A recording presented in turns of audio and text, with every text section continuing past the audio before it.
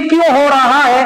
हालांकि महबूब सल्लल्लाहु अलैहि वसल्लम ने फरमाया कि शोहर के ऊपर कुछ हुकूक हैं बीवियों के, और बीवी के ऊपर कुछ हुकूक हैं शोहर के।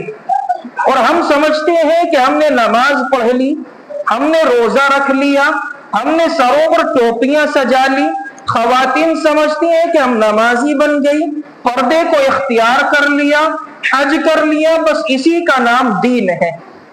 हालांकि दीन नहीं है। इस काम के करने से अपने आप को दीनदार समझना ये इंतहाई गलत है।